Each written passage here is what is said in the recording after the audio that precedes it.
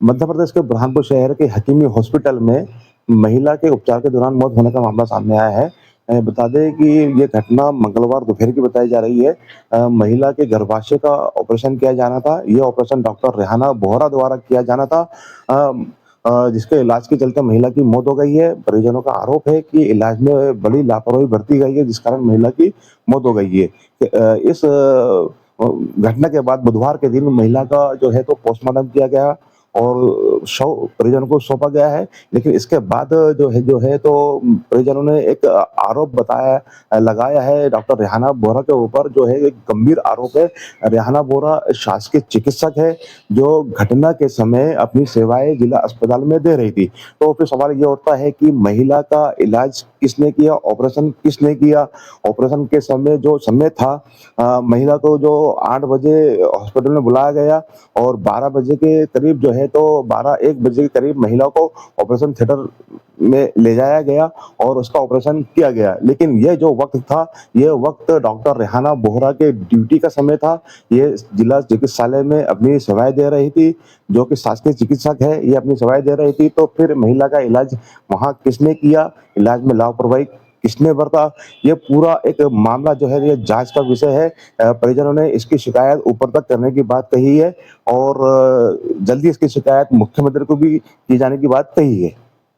जो है आपके परिवार से भाभी की मौत हुई है, उसको लेकर के क्या कहेंगे? क्या डॉक्टरों की लापरवाही का किस तरह का यहाँ पर देखा जा रहा है? ये जो हकीमी हॉस्पिटल है, पिछले अप्रैल माह से वहाँ इलाज चल रहा था उस बेटी का, बहू का, और पिछले 3 ऑपरेशन हो चुके थे।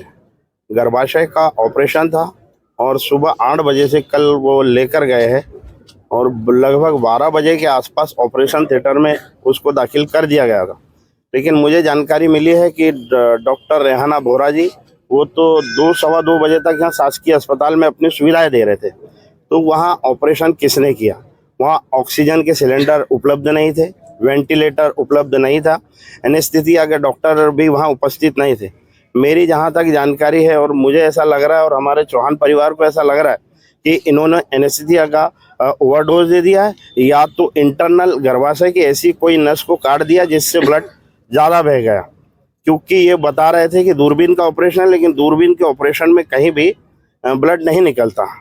तो मैं यही चाहता हूँ शासन प्रशासन से कि निष्पक्ष जांच हो और ऐसे जो दलाली तरीके से दुकानें खोल के बैठे हैं, ढेर सारे ऐसे अस्पताल हैं जो कि केवल व्यवसाय के लिए, वहाँ कोई चिकित्सक नहीं होते हैं, बेहोश करने वाले डॉक्टर नहीं होते हैं, लेकिन फिर भी ये अपनी दुकानदारी चलाने के लिए निरंतर ऐसे बड़े बड़े अस्पताल खोल दे रहे हैं और गरीबों को लूट रहे हैं।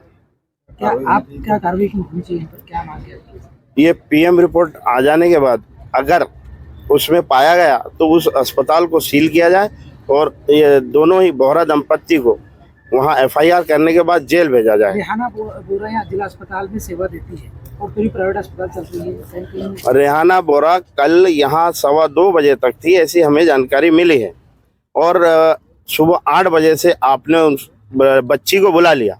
शनिवार और रविवार सारे प्रकार के चेकअप हुए, उसको शुगर नहीं था, उसको ब्लड प्रेशर नहीं था, कोई हृदय की बीमारी नहीं थी, दमा नहीं था।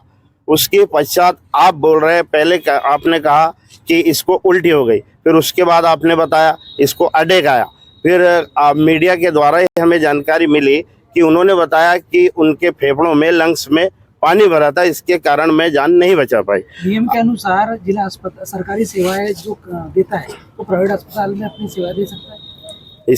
सर, किस तरह का क्या मामला है और क्या अभी उस पर क्या निर्णय ले रहे हैं? कल एक जैनाबाद की महिला है वैष्णवी नाम की, जिनकी ऑपरेशन हकीमी अस्पताल में ऑपरेशन के दौरान डेथ हो गई थी। तो उसमें परिजनों के द्वारा शंका जाहिर करी गई है उनके इलाज के दौरान लापरवाही बरतने की। तो उस संबंध में मर्ग कायम करके पीएम करवा रहे हैं।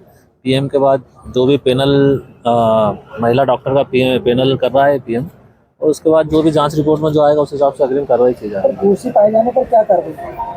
अब दोषी पाए जाएंगे तो जो वैधानिक कार्रवाई है कानूनन, वो पूरी कार्रवाई की जाएगी। उसमें मर्ग कायम हुआ है अभी, तो जांच रिपोर्ट और कथनों के आधार पर जो फिर आएगा उस हिसाब से फिर अग्रिम कार्रवाई की जाएगी।